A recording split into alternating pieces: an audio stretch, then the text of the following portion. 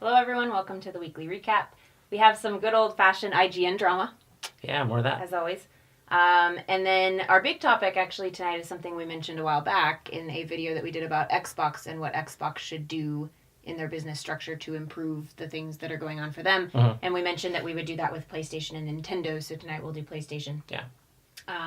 As well as a few things we left out about Xbox last time that we'll toss in this one.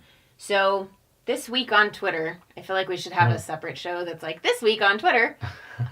So this week on Twitter, there was a heated conversation that shouldn't have been a heated conversation that ended up happening between a couple members of IGN and then Mike Ybarra from Xbox. And I have a screenshot of what happened. So Ryan McCaffrey from IGN posts a tweet that says, after dozens of hours in Destiny 2, Destin Legary has a very tentative score posted on IGN.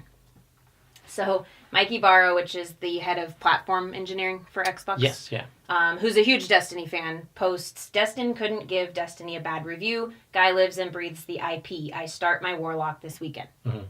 So IGN flips out. And Ryan McCaffrey sends a tweet back that says, Mike, I love you, but this is just unfair to say and 100% not true. Destin would be more critical than anyone else because he loves it so much. And then he goes on to say that he ripped Halo on air because he likes it so much. And then says, I know you probably didn't mean your tweet the way I took it, but that's how it came across. Yeah. So then the next day, Destin retweets what Mike Ibarra said and says, was going to post a sarcastic response, but instead I'll let you know that this felt super crappy to wake up to. Been a supporter of X for years. I edited, again, IGN all the time, cuss words in their tweets, so I edited that. I mean, where do you even begin on how hilarious this is? Well, it's immediately the first thing you see is that it's a huge overreaction. Huge. It kind of like what Ryan's doing. I think Ryan instigated the entire thing. Yeah. I don't know if Destin would have had the same reaction when he woke up after his 12-hour sleep or whatever it was. It wasn't a tweet at Destin. Yeah. Because Ryan McCaffrey was the one who posted it. Mm. So it would have been sent to Destin. Yeah. So when he says wake up to, like, it wouldn't have shown up naturally on his Twitter. So that would lead to, Ryan McCaffrey's obviously the first one who commented. It probably sent it to him, making a big deal out of it. Yeah. Would make sense. The Xbox guy always wants to see Xbox go down for IGN. It's really weird that he's that focused on that. Because if you read what Mike said, will you read what he said again, the original thing? So, Destin couldn't give Destiny a bad review. Guy lives and breathes the IP. I start my Warlock this weekend. If anything, that should be taken as a good thing, right? That should be taken as a positivity. Mike Ybarra is a huge Destiny fan, too. So it's not like he's saying, you shouldn't be reviewing that game because you love it. Mike Ybarra doesn't want to see Destiny get a low review either. Yeah. So, and then he says the thing about I start my Warlock this weekend. So, obviously... He's basically trying to celebrate it. Yeah. From what I'm gathering from Mike's tweet, essentially. Yeah. And then Ryan tries to completely turn it around and make it... was really insulting. Make it like he's bashing, I guess, IGN, right? Honestly, the tweets seem like they're trying to make it out like Mike Ybarra is bashing them as journalists. Mm-hmm. Which is terribly ironic because he definitely isn't. Yeah. So then they know how bad their journalism is because they're like raising that defense. Here's the thing to me that indicates that the most. The very last line of Destin's tweet says, been a supporter of X for years. Yeah, that's weird. Why would you say that? That is a really weird thing to put out there. Mike Ybarra is not an Xbox. He's not a console. He's a human. He's a gamer. He plays all the games. Mm-hmm. Destiny is a multi-plat game. Has nothing to do with Xbox. Well, that line, he's definitely overcompensating for... For an obvious lack of support, right? Yeah. So that was the most interesting thing. I'm like, why do you toss that on there? Like, you're just trying to wave a flag and be like, I like Xbox, just in case you've noticed that I don't.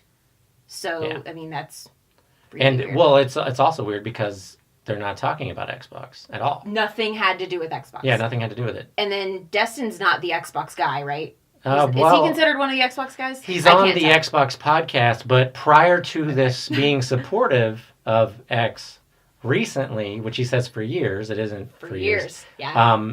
No, he actually did a lot of things that were critical of Xbox and made fun of them, and there's like a GIF out there or a meme or whatever that shows him holding the two and holding up Sony and with that like face. Yeah. Yeah. I can't make the face. So, I mean, that's definitely not true, what he's saying to Mike in the tweet. Not accurate. Because he was comparing PlayStation to Xbox and saying PlayStation was better. Right? Yes, yeah. And they've been making fun of Xbox for many years, for a good 4 years now. All of them. Yeah, all of them there. So that's, again, I mean, they're overcompensating for things. They're trying to make a big deal out of nothing. Yeah. It doesn't make them look better to make a big deal out of this. It makes them look worse. Yeah. I don't think anybody reading these tweets was like against Mike on this. I didn't see a single comment like that. Yeah. And I have to add, because I was trying to find these tweets forever, I kept seeing the response tweets. And I wasn't seeing what Mike Ybarra actually said, because the tweet was deleted after he realized it offended them. I was thinking, just based on the responses, I was like, oh man, what did this guy say to them? We thought it was bad. I thought it was bad. Yeah. And then I found it, and I had to have stared at my computer screen just like, this is what it was? That's what he said? It was like all it was missing was a possible LOL for the ultra sensitive. Yeah. I mean, really, like it was. Well, wow. Then he had a response to one of the tweets that was quoted, I believe, where he said, obviously, I've struck on a hot area. Yeah, so Mike Ybarra comes back and says, basically, I hit a hot button, obviously. Yeah. Which, again, isn't related to Destiny. Yeah. That's related to Destin being like, I've been supporting X for years. Yeah. That hot button shouldn't have been there. There shouldn't have been a hot button to hit. Well, to me, that tweet, him saying that he struck on a hot area there, that's worse than the thing he said about Destiny. They should have gotten upset about that, if anything. That would have been what they got upset about. But both of them completely ignored it. He's calling them defensive about their journalism at that point, which only is in response to all of the crazy things that they did in response to the tweet. Yeah. He never would have said another thing to them. These guys are so vapid that they ignored the actual insult. If you want to say that there's an insult that shouldn't be a hot area for anybody to hit. That's hilarious. So speaking of, this week, was it this week or last week? So IGN comes out with an unboxing video for the Xbox One X. Oh, that was painful to watch. That was all I saw all over was Twitter was just like, ouch. Yeah. That was so messed up. And it doesn't matter what the product is. This would not have been appropriate conduct whatsoever. Well, and your first question is, if Destin is the self-proclaimed Xbox supporter for years now, and Ryan is the obvious Xbox guy, why aren't they the ones doing this video? By the way, if you haven't seen the video, we'll try to link the video in the description. Yeah. They weren't in it. It was two, I forget everybody's names. But I don't know either of those two guys' names, but I know that they're always making fun of Xbox. And they're definitely the PlayStation people. Yeah. So it's interesting that, I mean, I would kind of assume they're all kind of there all the time. So why would you pick them, first of all? Yeah, that's weird. So they have Aaron Greenberg, who's in marketing at Xbox, bring the Xbox One X for an unboxing. And then they had one of the, I believe he was a marketing guy for Taco Bell, because, there's the big Taco Bell promotion. And those two were both excited. The Taco Bell guy was 10 times more excited than the gaming media about this box. Most powerful console to ever hit the market. Smallest console to ever hit the market. We'll hit that part in a second. And the Taco Bell marketing guy was way more excited than the gaming. But what in the world, first of all? Again, I mean, I just feel bad for Aaron Greenberg being put in a position like that where he's having to deal with... He handled it well. With these two clowns that are trying to be silly. And I mean, you said it best when we were talking before, that they're basically trying to take the impact out of the console being so powerful and small. Yeah. By joking about the packaging. Making, like, intentional comments to make it look small. So Aaron Greenberg opens the box and he pulls out the little instruction sheet that's, like a little piece of cardboard. And they grab it out of his hand. And they're like, is this it? Man, this is small. Right? So they're trying to totally minimize how small the Xbox One X is, because that's one of its biggest compliments. Yeah. Then they take the styrofoams that go around it, and they're like, interesting design here, picking two pieces.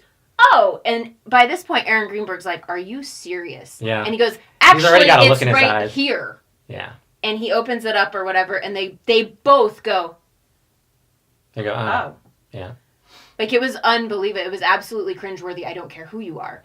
And then, so they're making fun of it the whole time. They're totally trying to rush the video. They're trying to get through the video really quickly.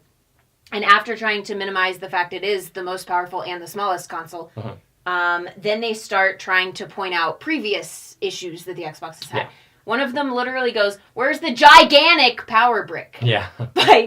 And then, Aaron Greenberg says, well, we're doing vapor cooling and the power is installed into the box. And that's the reason that it's so small and the reason that there's no power brick, because that is traditional in an electronic like that, is because we have this cutting edge cooling system. Well, yeah, I mean, there was that, but then there was also, he said something to the effect of, tell us about the flops, which nobody calls it flops. Everyone calls it T-flops. Flops is a negative word. Yeah. T-flops would be a positive. He's obviously trying to call back to things that IGN always says that their games are flops, essentially. Yeah.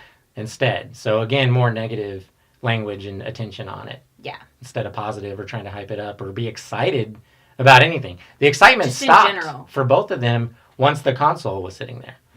Yeah, like it was like they had planned out their jokes ahead of time because they were really orchestrated and happened like really quickly. And then as soon as the actual console came out and they had no more jokes to make, they couldn't say anything. And so then the Taco Bell guy jumps in and says, you know, is my old controller compatible? And he's excited. You know, I don't even know if this guy plays Xbox. He's all excited. And, you know, Aaron Greenberg says, well, it's compatible with all your old games, which is a hot button for IGN. And it's compatible with all your old accessories. And the Taco Bell guy is really excited. And then you've got these people who are gamers. I don't care what kind of gamer you are, you would be excited about that. Yeah. Because the real question is, had this been the Switch? Had this been the PlayStation? Had this been, do you remember when they did the PSVR unboxing? Oh, yeah.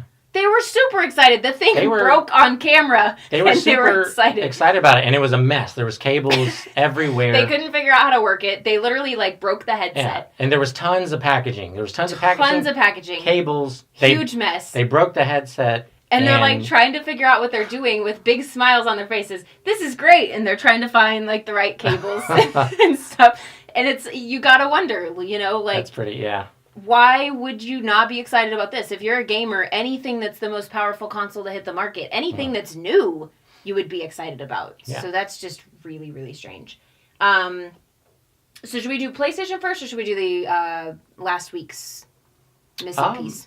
Whichever you prefer, yeah. So last week we did a video we've done a couple of videos about what Xbox should do. And last recap, we had a good conversation about Xbox, but we actually ended up leaving something out that we wanted to talk about. So again, Aaron Greenberg, who's in marketing at Xbox, has said a couple of times recently, we've got a lot of games in the works, but we don't want to announce them too early, which is, again, a callback to the things that some of the gaming media did when, you know, certain things were canceled or moved around or changed. So now they're afraid to announce something too early because if something changes, as things do in business, then they're just going to get slammed. Well, we've heard this from a few execs that they have multiple things going on. Yeah. And you know, here's the thing though. Xbox is in the same situation we were just talking about with the unboxing video. No matter what Xbox does, everybody's going to try to jump on them. That's just how it is. So they used to announce games early. And I have to say, of all of the console makers, Xbox has had less fall through or be delayed. If you count delays and fall throughs all together, they've done really well with executing the things they say they're going to execute, really. Because you can't expect that to be perfect. It's business. You're relying on studios and so on. So they used to announce ahead of time, and then, you know, something would change and people would just jump all over them. Yeah. YouTube would be all lit up. The media would be all lit up. Xbox is going down again. Here they go again. They're going to go under because they canceled something. Yeah. So then they kind of overcompensated, and they're like, well, we're not going to announce anything till we're pretty sure it's coming out. So now, of course, the narrative is, oh, well, Xbox has no games. They have nothing in the works. They'd be telling us if they did. So what should they really do is the conversation that what we're talking about is, from the previous video, we were saying things that could help them, basically. Help them build their brand. Since we were joking sarcastically, since they're dying and they're struggling so much. Going under. Despite the fact that the Xbox One is outselling the 360, which was by far their most successful gaming device they've ever had. Yeah. Everyone says that they're struggling. So one of the things we left out was, you know, what do they do about the game situation? Do they announce them too early and have 4 years of waiting and possibly let it cancel? I think they should. I think they should do a combination of both. So for certain titles, like big titles that you know aren't going to get canceled, like Halo 6. Early. Makes no sense to wait for that. It just doesn't help anything. If you have it early, you can have the pre-order SKUs out there on all the different platforms that you can pre-order things on. Amazon, Best Buy, people that still shop at GameStop, that place as well. So you can have those SKUs out there, and they can build pre-orders year over year and keep doing that. So that's a good way to drum up hype as well. Yeah. Every E3, you show something new. Probably not more than 3 years out, I would say. But yeah, I think they should, for big titles, I think they should announce Gears 5 already. I would love to see that before the end of the year. As soon as they're ready to do that, they should be talking about it. Yeah, we're huge Gears fans. Probably our favorite game this generation. Yeah. So, I mean, if they could do that, I don't think they're going to do it before next E3, but that's a bummer to me because I want to see... Because they own Coalition. You know nothing's going to happen. Yeah. I want to see that come out now. We obviously know Forzas are coming every year, so there's no problem with knowing that. And again, there's not going to be a problem. Yeah. They're not going to have an issue. Yeah. If they have something like a Fable, it makes more sense to have that... Wait a little bit. out there. And so you have those types of situations. If they have something that's a new IP, like a Recore or a Sunset Overdrive, maybe you wait on those and do it the year that it comes out for that type of thing. Yeah. That's what I think, having a mix of the two things that you can get hyped up over for many years and then things that you can surprise people with. Mm-hmm. I think that would work really well for them. What do you think? I think it's unfortunate for them either way, but I think if they would announce the things that they were working on that they were fairly confident in, and I would like to say from a business perspective, maybe when something's a little shaky and when it's looking like it's going well, you can't know for sure, which is what's happened. With Scalebound was a good example of that. They thought that was going really well, and it was progressed quite a ways. And that's no one's fault, but again, they're going to get criticized no matter what they do. Yeah. So they may as well, ignore the haters of Xbox and put it out there for those of us that support Xbox. Yeah. Because I think that, when something gets canceled, I wasn't mad about either of those cancels. I understood. And in my opinion, Microsoft comes up with something else for that. They fill that void with something different. So if they're going to get criticized either way, I would rather know what's coming out so that we can see what's in the works and they don't get the criticism that they're getting for that. So in the last few videos, we have talked about Xbox because of the fact that a lot of people are talking about what Xbox should do. You got the mainstream media trying to give them advice. You got YouTubers saying they want to help Xbox. You got just Twitter lit up with Xbox is dying. So there's media people writing articles on the 7 things they would do to fix the first-party problem, and 3 of them aren't first-party solutions. And the others are really bad, but we won't go back to that. So that spawned us talking about what Xbox should do. That spawned us giving our humble opinions of what Xbox might do. Yeah. So in one of those videos, we mentioned that we would do the same with PlayStation and Nintendo, because all of the companies have opportunities where they can improve. Yeah. So what is the number one thing you would say PlayStation would need to do to build their brand better in the next 5 years? This might be controversial because I just completely agree with everybody on the podcast that are out there. There's a lot of people saying that PlayStation has the games, right? You continue to hear this. Yeah. Despite the fact that the first 3 years of this generation, there really wasn't anything releasing that was like an exclusive title that was a must-have, that was a system seller. There was zero. Yeah. There was none. There was nothing. Mm-hmm. So how do you continue to hear this? Even on the Xbox podcast, you hear this from Xbox guys, and you're like, are you sure? Are you sure you want to stake your claim on this? Because it doesn't That they have a lot of games, you mean? Yeah, that there's a lot of games. You keep hearing about, I guess, this year, we've heard a lot about weird third-party games that have come out. Like, you heard a lot about Hellblade, right? Remember that was... Yeah, that was big for like 3 days. Yes, there was crazy hype for about 4, maybe 5 days. Gone. And then off the face of the earth, nobody's sharing screenshots anymore. Nobody's posting video. No one cares. No one wants that game. Yeah. And we watched it. Like we were watching a lot of people hyping up that we follow on Twitter. Mm-hmm. And so we watched we looked at some of the screenshots. We watched some of the video that's out there. And I don't know what your impressions were. We didn't talk a lot about this. But all I saw was walking from point A to point B. Yeah, I never saw any combat or anything. I heard some murmurs that the combat was interesting, but I didn't see it. I never saw it. It just seems like a walking simulator to me. Yeah. And some people were saying, well, it's more of an experience. You got to experience it, and it's got really great sound and all these things. And those aren't enough things to make a game great. That's movies. Yeah. If you like that, there's Hollywood has an industry for you. Yeah. There's tons of content out there. So that's the kind of thing that you see the Xbox guys say that we all need to have on the Xbox. They've had those types of things. They've had stuff like Quantum Break. Did it sell well? Did it do well enough to have a sequel?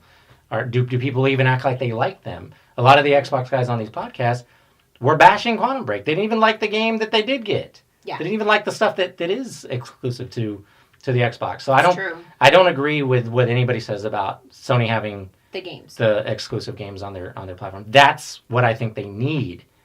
That's the thing. I actually really don't understand where that comes from, because when I just think really broadly and I don't focus into anything, and I picture the two platforms as far as the big AAAs, just the big AAAs, I picture Microsoft having more. Yeah, they clearly do. Because they've got their big 5, you know.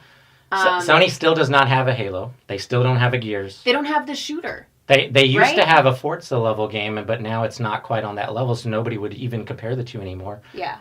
They don't have They don't have like a shooter AAA. Not anymore. They had Killzone, but it never did well. It never sold enough. So their AAAs are Uncharted. And The Last of Us. Last of Us, Last Guardian. That's not although getting we a don't sequel. know what's going on with that. Yeah. And then Horizon Zero Dawn. Yeah. That'll probably get a sequel. That one will probably get a sequel. Mm-hmm. But again, there's no shooter, right? No, not really. I'm not forgetting something? No big shooter. The racer is not looking so good. It's Gran Turismo, so people aren't very excited about it. Yeah, and they've slowed that franchise down. Yeah. They've come out with less of them. And that's another point, I think, on the PlayStation side is it takes, maybe 5 years on average to get a lot of their bigger titles out. Well, some of the games are on an even longer timescale than that. So 5 to 10 years for a lot of the games that have released this generation. Those games that came out earlier this year, all those little third-party titles people were talking about that no one even remembers anymore, a lot of those games were in development for 7 to 10 years, and they were originally designed for the PS3. They were supposed to come out there. So they changed it over while they were because the development kept going, they delayed it to PS4. Yeah, that's really interesting. They also don't have tons of multiplayer experiences and tons of co-op experiences. Not a lot of multiplayer. Yeah, we have a backlog right now on Xbox that's huge. We've got a backlog of just co-op games alone. Yeah. And you don't have that on PlayStation. What's your backlog on PlayStation? How many games would you say? 2 or 3. It's like 2 or 3 games. That's it. On Xbox alone, my backlog is 250, 300 games, I'd say, if you combine the 360 back compat games that I need to still Which, again, is one of the things Xbox has going in that arena is they've got the back compat. Yeah. So if PlayStation did some type of back compat, then they would have more, more things to add to people's backlog. Yeah. What I noticed with PlayStation, and I think one of the things that we'll get to in a minute about PlayStation is their communication, but I watch their Twitter a lot because I feel like I don't see announcements from them. I have to kind of hunt them down a little bit. Yeah. They do release a game like dang near every day, but it's like a cel-shaded indie, more really indie small. Yeah. So if you're counting, I'm all about quality over quantity. If you're counting, maybe. But again, does Xbox have that many indies? Because I think that they do. They just don't make a big deal out of them. Both consoles have tons of indies. They both crank out indies constantly. Yeah. Xbox has been working on trying to make it where just about anyone can make an indie game, and PlayStation may be doing something similar. So I don't count that, though. Like, I think of the big franchises, and then I think of kind of those second parties that are a little bit smaller but are big, popular games. And I don't picture a lot of those other than the multi-plats when I picture PlayStation. Yeah. Which, something that I just mentioned is their communication. So I think I agree with you. I know what you're trying to say. We'd like to see more communication from the Sony people. All the Xbox execs are out there, like, all the time on Twitter and getting feedback, talking to people, or just building hype. Yeah. They build a lot of hype. That's true. Yeah, we don't see that at all from Sony. We don't see communication. We don't get information like we used to. Sony used to do a really good job of releasing, like, literally charts and graphs all the time. They used to do this years ago. Even on their E3 stage, they would do this sometimes. Yeah. And I think it kind of dried up last year. I want to say 2016. Yeah, we just kind of stopped talking. We heard a lot of hype from them first half of the year. Then E3 happened.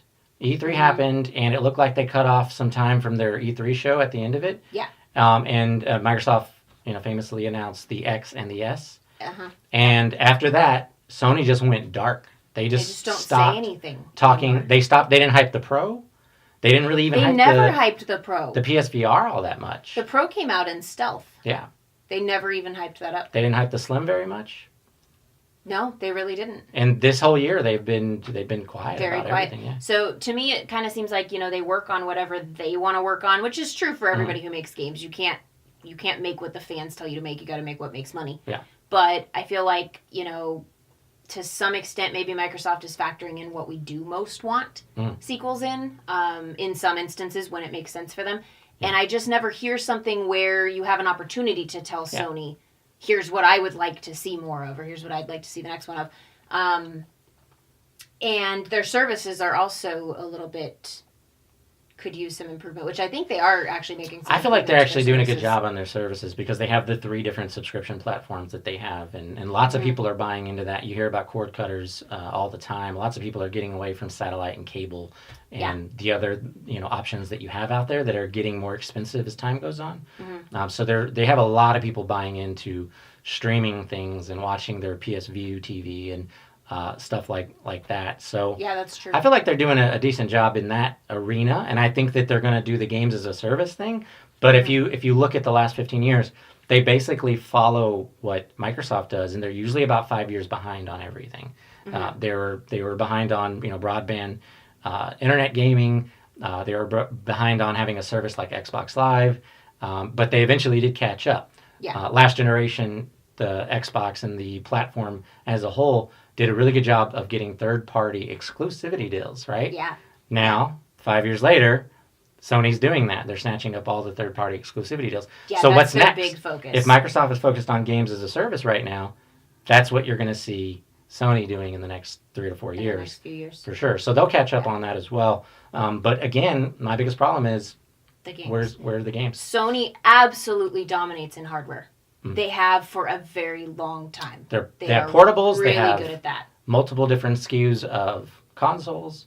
They have PSVR now. And they've got their PSVR and they've got the top selling console. Lots and of accessories. You're constantly seeing them win the hardware in PDs. They always win hardware, yeah. But then you have, again, just a lack of some of the game types that maybe would be most popular. And I guess when I'm thinking of services, maybe I'm thinking of because they don't use their services for multiplayer so much. Yeah. So maybe that's what I'm picturing. Because when I picture Xbox Live, I picture a lot of the multiplayer aspect of Xbox Live because that's what most people use it for. Did we miss anything else on PlayStation? I'm sure we'll mention more here and there. I'm sure we forgot something. I'll have to talk about it next week. We'll always have to keep adding it in. It'll be like the Xbox One where it was like 5 videos. Yeah. We'll try to do Nintendo next week, but man, that's gonna be tough. That's a tough one. Both Sony and Nintendo, the reason that we don't talk about them nearly as much. They don't release info. They don't say anything to us. You know, you got Microsoft, like, you can't have a week go by where you can't figure out what's going on with something at Microsoft because they talk about it on Twitter, they talk about it in the news, they talk to the media. You know, you don't see unboxings with Yoshida. Yeah. Or, you know, their marketing people. You don't see any We were talking of that. about Mike Ybarra earlier, and he's become like everyone in the community really loves him and knows who he is. Yeah, and really likes to follow everything he does and says. And it's because he's so good at that. He's so good at interacting with everyone. They have him and Aaron Greenberg. Both. They both are great at interacting with people. So definitely probably more to come on PlayStation. Yeah. In the future, and Nintendo, whatever we can find. So if you like this video and you haven't subscribed to our channel, do subscribe. And if you turn the bell on, you'll find out when we drop a video. We try to do one about once a week, sometime around the weekend. Yeah. And give this video a like, share it with your friends. Thanks for watching.